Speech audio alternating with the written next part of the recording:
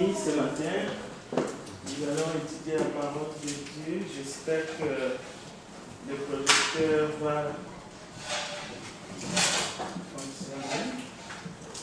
Apparemment, tous les réglages sont bons.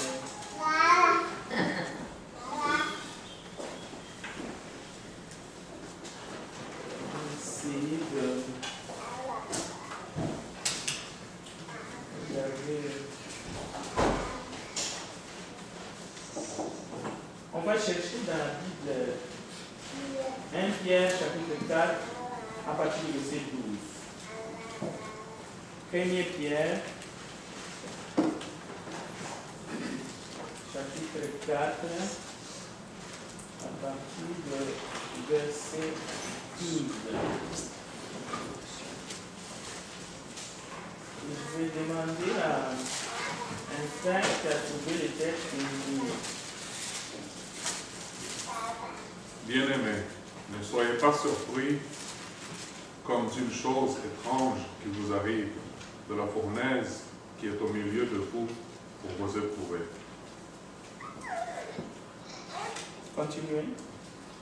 Réjouissez-vous, au contraire, de la part que vous avez aux souffrances de Christ, afin que vous soyez aussi dans la joie et dans l'allégresse lorsque sa gloire apparaîtra. Si vous êtes outragés pour le nom de Christ, vous êtes heureux parce que l'Esprit de gloire, l'Esprit de Dieu repose sur vous. Que nul de vous, en effet, ne souffre comme meurtrier ou voleur, ou malfaiteur, ou comme s'ingérant dans les affaires d'autrui. Mais si quelqu'un souffre comme chrétien, qu'il n'en ait point honte, et que plutôt il glorifie Dieu à cause de ce nom. Car c'est le moment où le jugement va commencer par la maison de Dieu. Or, si c'est par nous qu'il commence, quelle sera la fin de ceux qui n'obéissent pas à l'évangile de Dieu? Et si le juste se sauve avec peine, que deviendront les pis et le pécheur? Voilà. Ça, c'est le verset 19, je crois. Non, il manque un. Oh, 19. Allons-y jusqu'au 19. Ainsi que ceux qui souffrent selon la volonté de Dieu remettent leurs âmes au fidèle Créateur en faisant ce qui est bien. Voilà, merci. Ça, c'est notre texte de base. Donc, gardez-les en arrière-plan pour l'étude du culte de ce matin. Donc, nous avons d'abord, comme nous l'avons chanté, nous voulons donner gloire à notre Dieu, Créateur du ciel et de la terre. Il a créé toutes choses, les cieux et la terre. Depuis le début, il a créé les plantes, la vie animale, la vie humaine. Les livres de la Genèse nous décrit Dieu dans sa création. Maintenant, Pierre exhorte les frères chrétiens en leur disant, il y a une fournaise qui est au milieu de vous, mais ne soyez pas surpris de cette fournaise-là. Et il donne comment est-ce que nous devons faire pour vivre justement pendant notre séjour ici-bas sur terre. Mais Pierre parle de Jésus aussi, en disant qu'il a été injurié, qu'il ne rendait pas d'injure, qu'il a été maltraité, il ne faisait point de menace. Dans 1 Pierre chapitre 2, parce que nous venons de lire 1 Pierre 4. Mais dans 1 Pierre 2, vous allez voir que Jésus est décrit aussi comme le pasteur, le gardien de vos âmes, de nos âmes, au fait. C'est 1 Pierre chapitre 2, versets 23 à 25. C'est une meilleure façon pour nous de commencer ces premiers jours de la semaine dans notre adoration. Et nous allons essayer de comprendre l'étude de ce matin, selon les enseignements de Pierre. Lui qui était ancien parmi les autres dans l'église qui était à Jérusalem. Le premier exemple que nous allons prendre dans notre étude, c'est l'exemple de Daniel. Et justement, Daniel, c'est lui qui est parmi nous. Vous attendez aussi sa voix. Mais ici, on parle de Daniel qui a vécu dans ces temps-là. Hein? La Bible nous dit, il fut jeté au lion Par qui? Souvent nous disons, c'est le roi qui l'a jeté, mais aujourd'hui nous allons comprendre les Écritures, la valeur des Écritures. Lorsqu'on lit plusieurs textes, plusieurs versions de la Bible, nous pouvons comprendre la valeur, c'est-à-dire l'enseignement qui est caché dans ce qu'on nous raconte. Nous pouvons comprendre la lettre, mais nous pouvons comprendre quel enseignement est derrière. Donc, Daniel fut jeté dans une fosse au lion, ou il fut jeté au lion, par et sous l'autorité du roi Darius. Donc, on sait qu'il est sorti indemne, c'est-à-dire il est sorti sans être touché par ces bêtes féroces.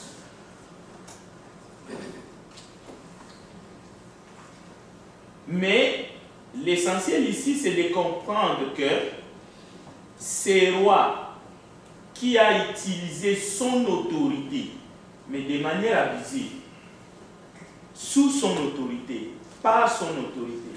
Au fait, ce n'est pas le roi qui a pris Daniel physiquement, qui l'a soulevé et l'a jeté dans la fosse. Non, ce n'est pas Darius qui l'a fait. Il a donné l'ordre, il a demandé à ces gens, on dit, ces éléments les plus rigoureux. Il a cherché parmi ses gardes, mais les plus exécutables. Ceux-là qui lui obéissaient, ceux-là qui étaient vigoureux. Et il leur a demandé, prenez cet homme, mettez-le. C'est ça, sous l'autorité ou sous le pouvoir. Alors, Daniel va sortir intact, mais ces rois, lorsque nous lisons les textes, semblaient être favorables à Daniel. C'est-à-dire, c'était un roi qui se plaisait à Daniel, qui aimait Daniel au fait. Bon, il aimait Daniel, pas seulement comme personne, parce qu'il voyait que les fruits de Daniel étaient bons.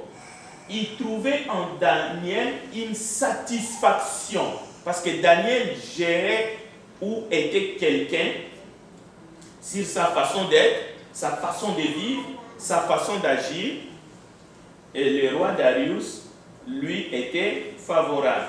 Mais c'est sous son ordre, justement, que Daniel va être précipité dans la fosse. Alors, qu'est-ce que nous apprenons de là?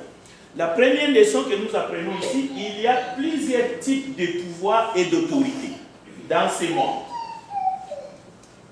Il n'y a pas qu'un pouvoir ou une autorité dont on peut mal interpréter en disant tout pouvoir vient de Dieu. Non. Il y a plusieurs types et formes d'autorité. Maintenant, la question est de savoir sous quel pouvoir, sous quelle autorité nous agissons. Nous venons de voir ici que des hommes vigoureux ont agi sous l'autorité du roi Darius pour exécuter ce qu'ils ont fait. Alors, il y a une question qui revient souvent dans la Bible, et j'aimerais que vous notez ces versets, Matthieu chapitre 11, verset 28, et je vais demander à quelqu'un de nous lire les textes. Matthieu 11, verset 28, bien que nous voyons les textes s'afficher, mais lisez-les dans votre Bible. Matthieu 11, 28, s'il vous plaît. Venez à moi, vous tous qui êtes fatigués et chargés, et je vous donnerai du repos. Voilà, Jésus est en train de dire ici, par son pouvoir et par son autorité, il dit, venez à moi. Marc, je crois que c'est là qu'on a eu Marc, je vais être sûr. Pas Matthieu, mais Marc. C'est ça? C'est Matthieu. Non, là je dis Marc. Lisons maintenant Marc 11. Marc.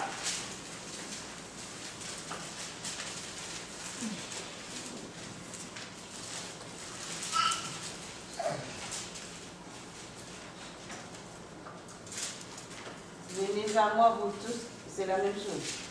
Oh non, je suis encore en Matthieu. Oui, allons-y dans Marc. On va faire un détour.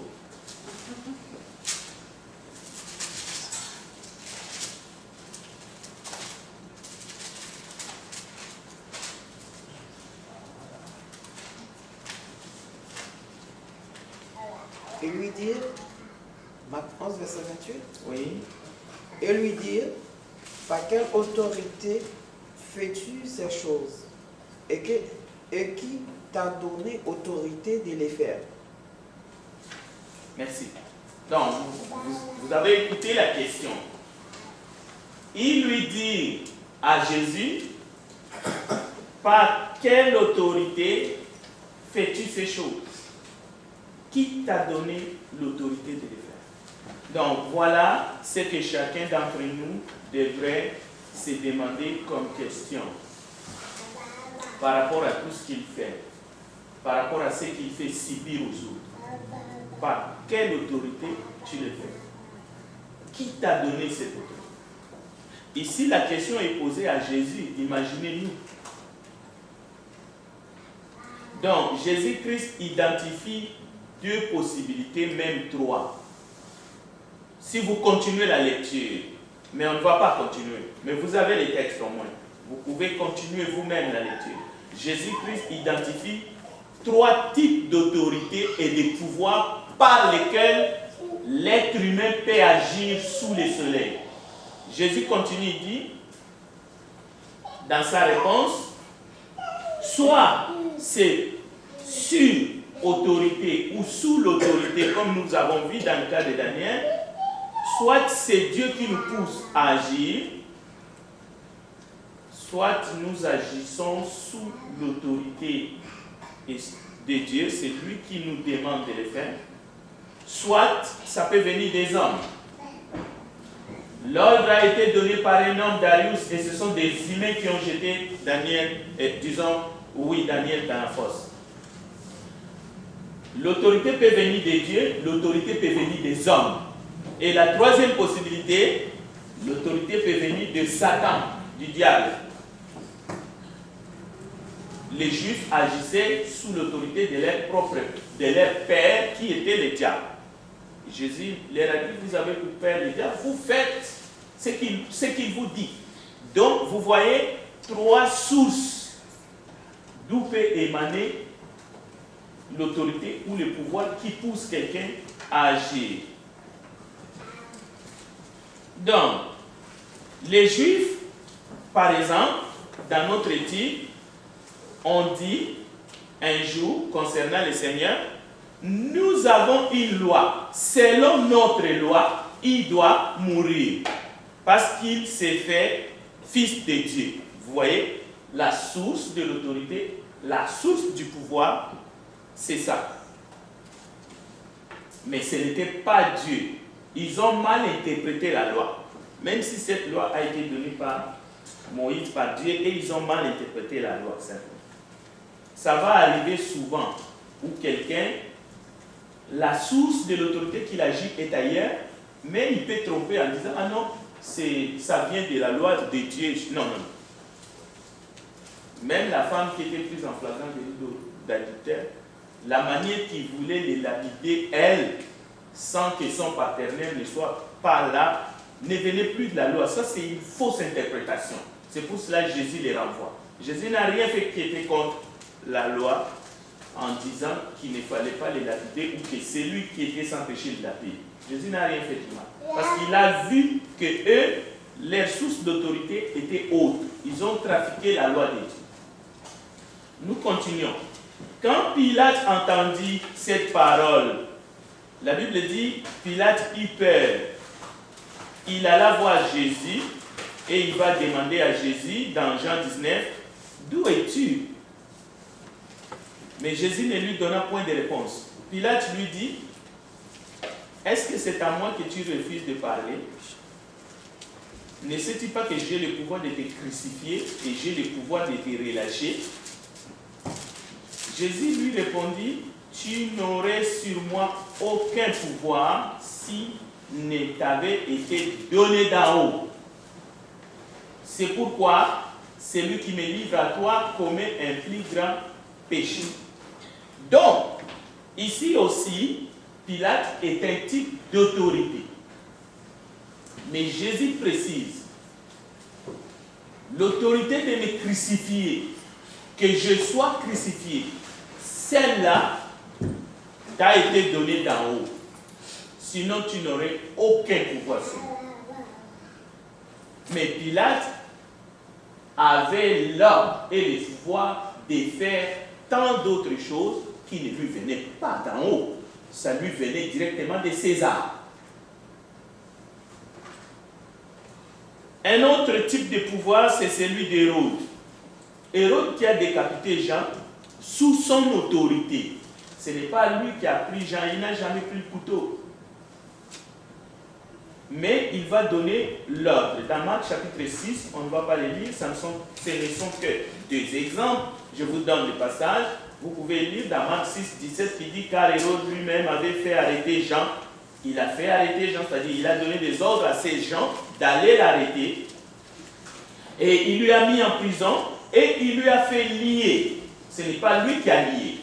Il a demandé aux gens de les lier. Il a été lié et jeté en prison à cause d'Hérodias, femme de Philippe, son frère, parce qu'il l'avait épousée.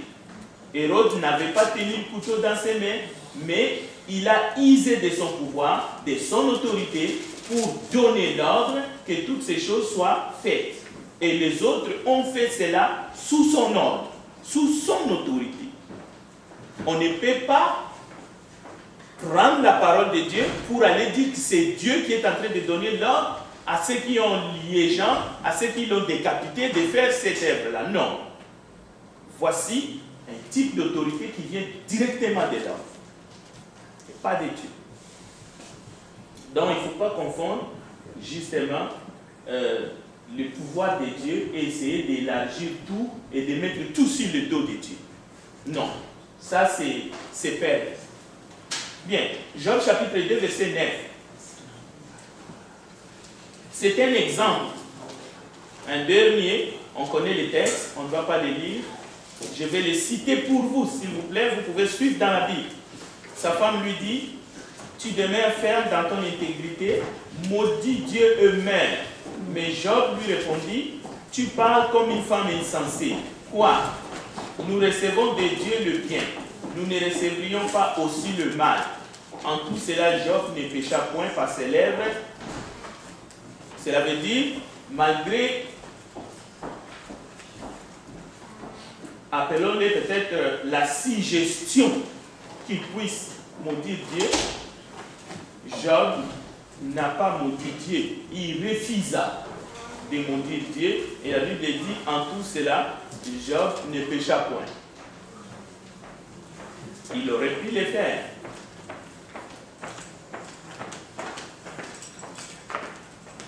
Nous allons revenir sur l'histoire de Daniel et de Joseph, fils de Jacob, pour essayer de comprendre toujours cet enseignement sur l'autorité par laquelle nous agissons. Par quelle autorité et qui t'a donné cette autorité? Ce n'est pas toujours de Dieu, ça ne vient pas toujours de lui. Ça peut venir de l'homme, ça peut venir de Satan, ça peut venir de Dieu. Daniel chapitre 3, verset 19 à 22. Comme l'ordre du roi Nebuchadnezzar était sévère, vous voyez, et que la fournaise était extraordinairement chauffée, la flamme tua les hommes qui avaient été jetés. Shadrach, la flamme tua les hommes qui sont venus jeter Shadrach, Meshach et Abednego sous l'autorité du roi Nabuchodonosor. Plusieurs fois, Paul aussi va se défendre devant les tribuns, devant les Sanhédrins, pour dire, écoutez, je ne refuse pas de mourir, mais les choses dont on m'accuse sont fausses et personne n'a le droit de me livrer. Et là, il ne se déclarait pas innocent devant Dieu. Non, c'était en face d'une autorité établie. Et cette autorité voulait seulement mettre fin à la vie de cet homme. Et finalement, cette autorité va mettre fin à la vie de cet homme parce que c'est cette autorité qui va demander, sous son pouvoir, la décapitation de Paul. Et cela va être fait. Maintenant, je vous disais tout à l'heure, le point saillant de notre étude, c'est par quelle autorité fais-tu ces choses? Qui t'a donné l'autorité de les faire? Nous devrions nous demander toujours cette question. Si nous voulons rester chrétiens et arriver un jour au ciel. C'est pour cela qu'il faut faire attention, parce que dans la fosse au lion, au lieu que Daniel soit mis en pièces, tel que nous le voyons, même à travers les histoires qui sont dans la Bible, regardez ce qui va se passer. C'est le texte qui le dit. Le prophète Daniel plaisait beaucoup à Darius, qui appréciait sa bonté et sa sagesse. Il a fait de lui d'ailleurs un de ses grands chefs de son royaume. Mais la faveur dont jouissait Daniel suscita des envieux, de personnes qui étaient jaloux à Daniel. Ceux-ci se rendirent auprès de Darius et lui dirent: nous sommes d'avis que tu établisses une loi interdisant à tout le monde pendant 30 jours, sous peine d'être jeté dans la fosse aux lions, d'adresser des prières à quelque dieu ou homme autre que toi. Le roi ne savait rien. Il ne savait pas qu'il était en train d'être embobiné par des personnes qui étaient jalouses par rapport à Daniel. Il ne savait pas, innocent. Mais il sera pris au piège pareil. Le roi ignorait que c'était un plan.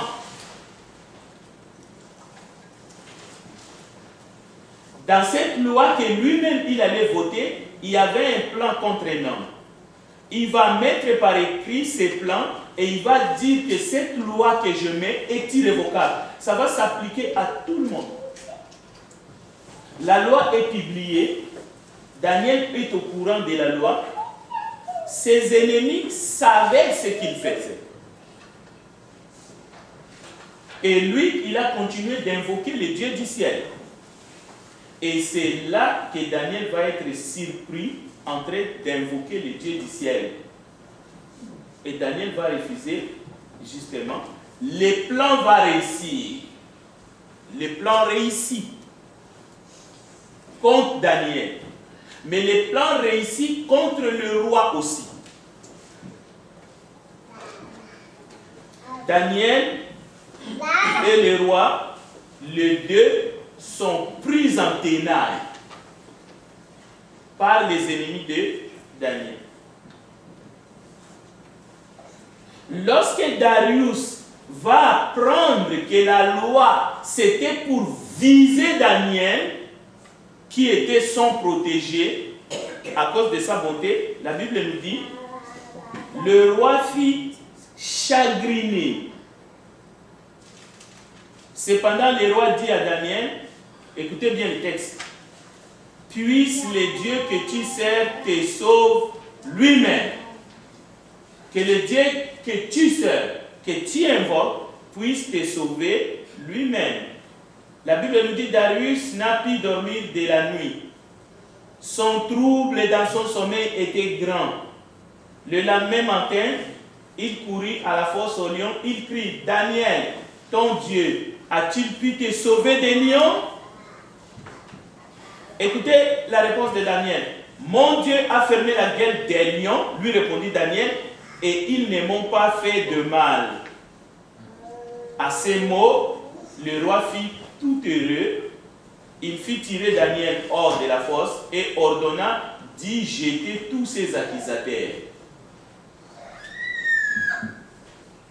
La Bible nous dit, ceux-ci n'avaient pas atteint les fonds de la fosse que les lions s'étaient emparés d'eux et avaient broyé tous leurs os, les os de leur corps.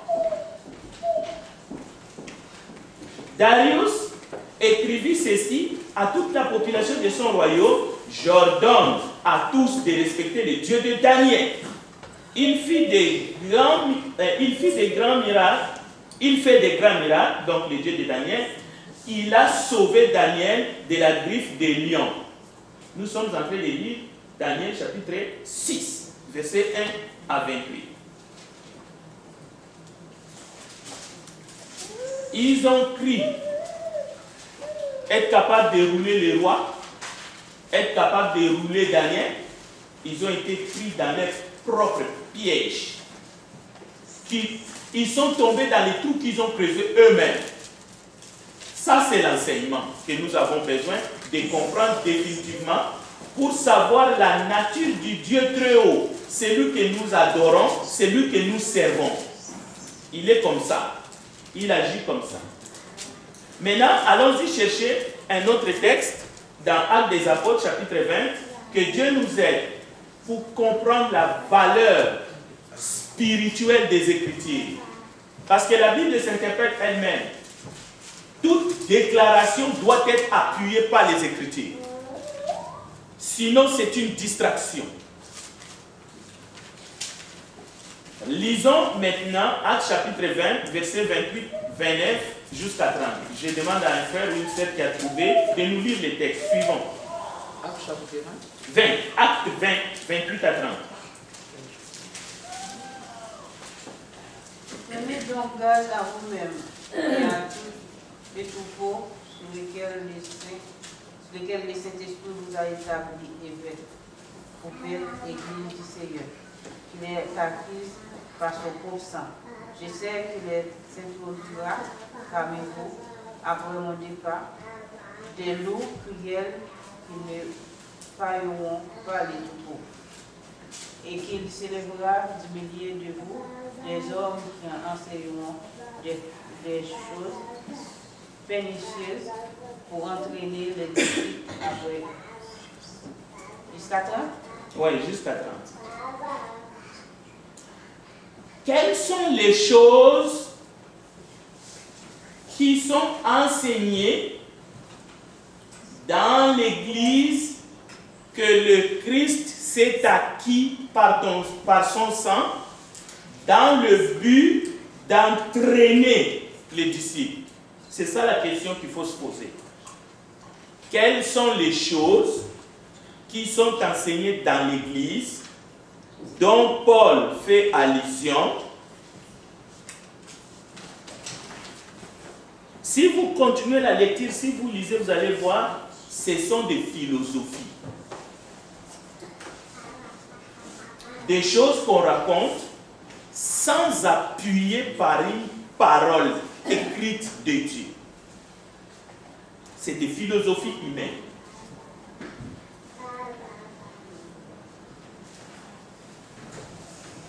Lorsque Paul, qui parle ici dans Acte 20, cette parole, il ne faut pas seulement ceux qui sont des sentinelles puissent écouter les paroles de Paul dans Acte 20. Tout enfant de Dieu doit entendre cette parole avec attention.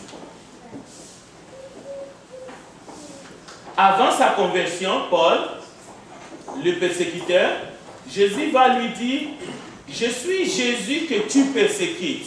Mais en réalité, Paul n'a jamais vu le Seigneur en chair et en os, même pour lui donner une tape sur les épaules.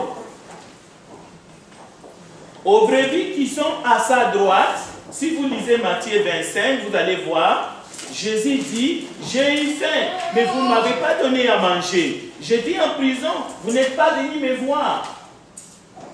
Et même, ces brebis vont lui dire: mais Seigneur, quand est-ce que nous t'avions vu en prison et nous ne sommes pas venus te voir? Et au bout, qui sont à sa droite, Jésus va dire encore: j'étais en prison, mais vous n'êtes pas venus me voir. Aux brebis, j'étais en prison, vous êtes venus me voir. Aux brebis, j'ai eu faim, vous m'avez donné à manger. Mais au bout, j'avais faim et vous ne m'avez rien donné à manger. Donc, mais aux uns et aux autres, c'est la réponse qui nous intéresse. Seigneur, quand avons-nous avoir faim et t'avons-nous donné à manger? Les autres, Seigneur, quand était-il en prison? Ne sommes-nous pas venus te rendre visite? Cela veut dire quoi? Cela veut dire que lorsque Paul dit que dans l'Église, prenez garde, parce qu'il y a des choses qui peuvent être enseignées, mais qui ne sont appuyées par aucun texte, mais qui ne sont que des philosophies, des traditions humaines. C'est pour comprendre que pour Jésus, lui-même, lorsqu'il parle à Saul, il dit « tu me persécutes ». Pour Jésus, sa vie et l'Église, c'est la même chose. C'est la même importance. Pour Jésus, persécuter l'Église, c'est lui persécuter en personne, en chair et en os. C'est-à-dire, ce que tu fais dans l'assemblée, tu le fais directement en lui. Il faut comprendre cela. Il n'y a pas la façon, il ne faut pas aller par des longs chemins. Non. Lui, il met les choses devant nous de manière simple. Donc, il y a 3 formations que nous devons apprendre dans cette étude aujourd'hui. La première façon d'être formé, c'est la formation que Dieu te forme tous les jours. Dieu te forme tous les jours dans ta vie depuis que tu es né. Dieu te forme. Comment? À travers les événements dans votre vie. C'est comme ça que nous grandissons. Quand on dit les événements, ce sont les épreuves, tout ce qui peut arriver dans ta vie, ça peut être mis comme tu es dans l'école de Dieu. Tout ce que tu vis au quotidien, prenez-le comme école de formation de Dieu. Parce que ce monde lui appartient. Et toi-même, tu lui appartiens. Même ton corps appartient à Dieu. Mais est-ce que cette formation est suffisante pour faire de toi un homme de Dieu? Non. Deuxième façon d'être formé. Et tu dois être disponible. Cette première formation, c'est que tu le veuilles ou pas. Tu ne peux pas dire que tu acceptes la formation ou non. Et là, je vais ajouter un point. Celui qui ne veut pas apprendre par cette formation dans tout ce qui peut arriver dans notre vie, les conséquences de tes actions, c'est ça qui va te faire apprendre. Il y en a qui apprennent par les conséquences de leurs actions. Bien. C'est pour cela, nous qui sommes chrétiens, nous pouvons comprendre facilement toutes choses qu'on provient de ce qui est Dieu. Tout. Dans sa totalité. Deuxième formation, c'est auprès d'un homme. Dieu va permettre que tu sois à côté d'un homme pour être formé. Ça, tu peux le refuser. Tu peux le refuser. Mais tu ne peux pas choisir à côté de qui Dieu te place pour être formé.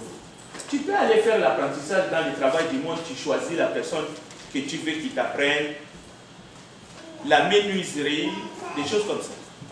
Cela veut dire, Moïse et Josué n'a pas choisi, et d'ailleurs à l'époque, Josué, serviteur de Moïse, voulait dire esclave. Tu peux pas, Josué n'a pas choisi Moïse. C'est Dieu qui a permis que Josué soit à côté de Moïse. C'est Dieu qui associe les âmes dans le cadre du ministère. Tu ne peux pas choisir, mais tu vas choisir un faux. Ce sont les gens que Paul dit, ils choisissent maître sur maître. Ils se donnent maître pour maître. Ça, c'est la chair. Ça ne fonctionne pas. C'est Dieu qui va décider, je te mets à côté de lui pour apprendre. Mais tu peux accepter la formation ou tu peux le refuser. Ça, c'est clair. Mais tu ne choisiras pas. C'est comme un enfant, il ne choisit pas son père. Non. La même chose qui ne demande pas de venir dans le monde, tu ne vas pas commencer. Comment un enfant peut choisir sa mère? Dans le domaine spirituel, c'est la même chose. Bien. Quand Paul reçoit la vision, la grâce de voir le Seigneur Jésus, on peut même utiliser le terme visitation, incroyable, parce qu'il a vu la lumière. Jésus lui apparaît. Jésus ne lui dit pas, je te donne toute la formation. C'est fini, tu n'as plus besoin de personne. Je ne t'envoie plus à côté d'un homme. Paul ou Saul ne choisit pas d'aller chez Ananias. Non, c'est Jésus qui lui dit, va vers les chemins, tu trouveras quelqu'un qui est là. Il te dira les choses que tu dois faire. L'orgueil humain, l'être humain croit qu'il va diriger Dieu et les choses spirituelles. Non, c'est Jésus qui dit à Saul, va. D'abord, quelqu'un qui ne voit pas, comment il va choisir? Parce qu'il était aveugle. Il va voir qui? Il ne voyait que du noir. Parce que c'est Ananias de Damas qui prie pour lui, qui lui dit des choses qu'il avait besoin de savoir. Et lorsqu'il prie pour lui, ses yeux sont ouverts. Là, il voit quelqu'un, mais il voit un homme. Mais un homme avec ses limites.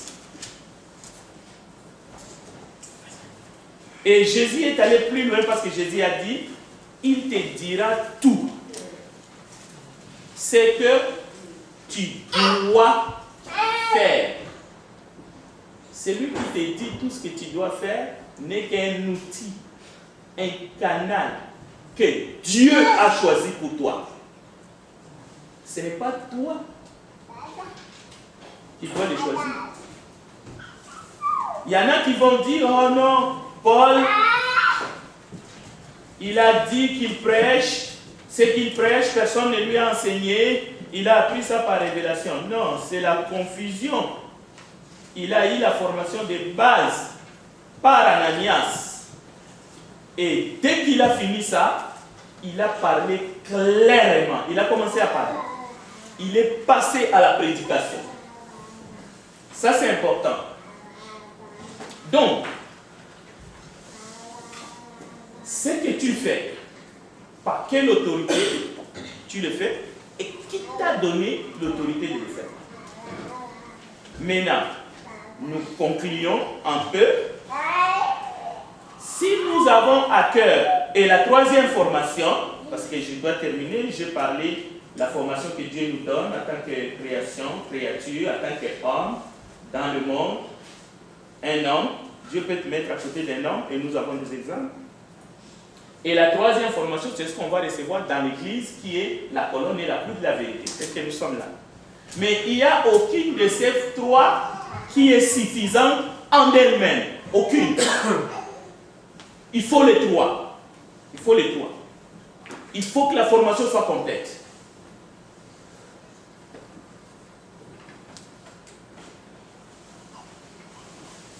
Oui, je disais, on va conclure. Si tu as à cœur de parler de Dieu aux hommes, c'est auprès des hommes ou auprès d'un homme que Dieu va t'envoyer pour être formé. Mais trois sortes de formations. Si tu n'es pas prêt pour être formé, pour servir, cela veut dire que tu n'es pas prêt à être soumis à aucun homme. C'est terrible et c'est un danger parce que tu es un électron libre. Tu es un danger public. C'est comme si on avait un être humain qui n'a ni père ni mère. Il faut avoir peur de lui. C'est dangereux. À moins que ses parents soient morts. Même dans ces cas-là, on suit toujours. Moi, dans ma carte d'assurance maladie, lorsque je vais la renouveler, je suis toujours confronté par les noms de mon père et de ma mère. Bien qu'il évite, mais c'est toujours là. Je suis toujours l'enfant de Fundi. Ma mère, c'est Lalia. Et partout, c'est comme ça. Donc, Ananias a donné l'enseignement de base. Il a prié. Et c'est comme ça que ça doit se passer pour chacun d'entre nous si nous voulons vraiment servir Dieu. Et Dieu nous forme en utilisant, n'oubliez pas, l'adversité contre nous. C'est ce que nous verrons tout à l'heure. Dans la formation de Dieu, dans le monde, il y a l'adversité contre nous. Il faut que les gens s'élèvent pour te contester. Pour te dire, tu n'es pas d'ici.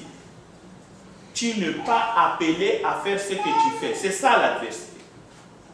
Les gens vont se lever pour te dire, tu n'es pas bon.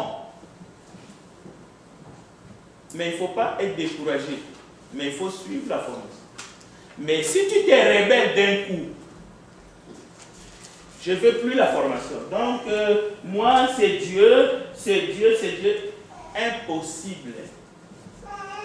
Ou si quelqu'un te dit, tu n'as pas besoin de qui que ce soit, juste les livres, toi et ton livre, donc la Bible, tu sors du plan que Dieu a établi. Tu sors. C'est pour cela qu'il faut faire attention. Et la formation, la première que nous refusons, tout en voulant servir ce Dieu, c'est l'adversité.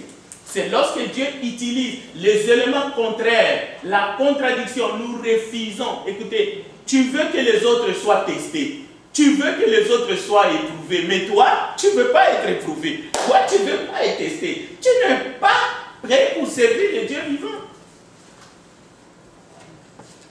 Nous verrons ce matin, par la grâce de Dieu, que Dieu, et même dans Matthieu 13, nous sommes des fils et des filles du royaume.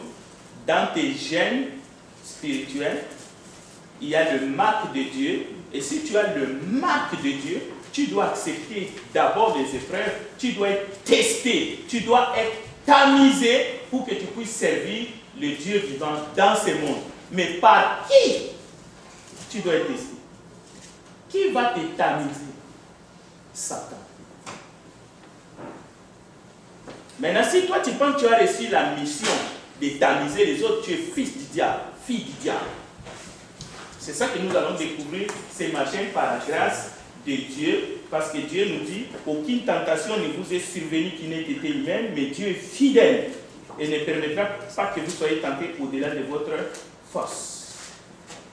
Jésus dit, je prie pour toi, sois ferme. Vous aurez des tribulations, j'ai vaincu la mort. Que ta foi ne vacille point. Job a été testé par Satan.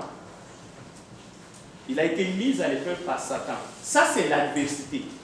Parce que lorsque Dieu a besoin de nous, de grandir notre foi par des éléments, vous allez voir comment est-ce qu'il les fait. Il ne vient pas avec des éléments contraires pour nous casser. Non. Lui n'utilise pas, il tente personne dans ce sens-là.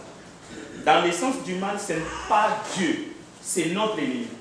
C'est pour cela que nous verrons plus tard, lorsque nous sommes matures, que Dieu se sert même du diable. Cela veut dire que le diable n'est pas serviteur de Dieu comme les autres la fille, mais il autorise cette tentation. Mais en même temps, il nous a fermés. Amen. Amen. Que Dieu bénisse sa parole. Nous venons de poser les bases pour ce que nous allons apprendre tout à l'heure. Je ne sais pas si quelqu'un a une question. J'ai 2-3 minutes avant de laisser la place pour qu'on se prépare pour le culte.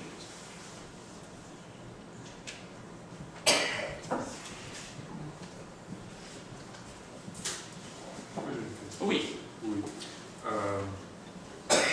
Dieu nous éprouve en utilisant le diable dans nos vies quotidiennes. Est-ce que on peut dire ça comme ça? Ou... Non, ce n'est pas que Dieu nous utilise et nous éprouve en utilisant les diables. Dieu nous éprouve sans même passer par les diables. Mais lorsque les diables viennent nous tenter ou nous éprouve dans le mal pour casser notre foi, Dieu permet, comme il a permis pour Job. Mais ce n'est pas que Dieu utilise Satan contre nous, non. Okay. Comme aujourd'hui, on a vu, un être humain peut utiliser un être humain pour faire le mal. Dieu ne fait pas ça. Mais Satan peut venir demander la permission à Dieu. Il dit, lui, il te sert parce que tu lui fais du bien tellement. Regarde Daniel, tu l'as protégé. Laisse-moi le toucher dans sa chair. Il va te maudire. Alors Dieu permet seulement en disant, tu verras. Vas-y, mais ne touche pas son esprit. Donc Dieu permet. Mais Dieu n'utilise pas Satan. Dans ce sens qu'il veut arriver quelque chose sur toi, il va prendre Satan, il va l'embaucher pour venir te faire du mal. Non. C'est ça la différence. Permettre, ce n'est pas utiliser. D'autres commentaires? Mais Satan vient lui-même, il se donne le luxe, c'est son entreprise pour défier Dieu et défier ta foi. Et lorsque tu résistes, Dieu dit, ah voilà Satan, tu as vu? Je t'avais dit que c'est mon fils et c'est ma fille. Et là, Dieu, parce que tu as résisté et Dieu t'a aidé pour surmonter la tentation, il y a une récompense qui vient, que Dieu te donne. Bien. terminons par une brève prière. Nous te bénissons, grand Dieu. Nous sommes venus t'adorer en esprit et en vérité ce matin. Permets que ta parole nous prépare à être prêts pour te rendre hommage et pour te servir dans ce monde avec connaissance et aussi avec la force que tu nous communiques. Nous te le demandons, Père, au nom de ton Fils, Jésus-Christ, notre Seigneur. Amen. Amen.